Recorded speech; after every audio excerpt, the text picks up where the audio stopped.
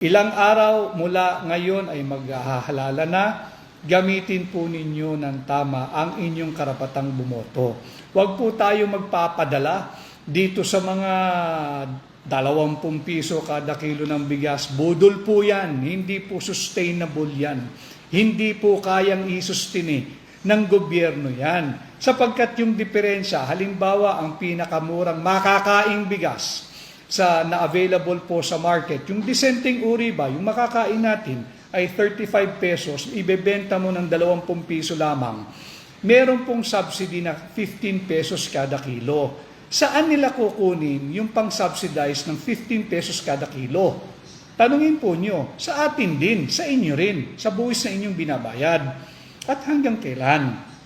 Magkakano po yan? Hindi kaya ng gobyerno sustinahin ang pamimigay ng akap at ayik. Hanggang eleksyon lang din po yan. Pag natapos yan, titigil yan.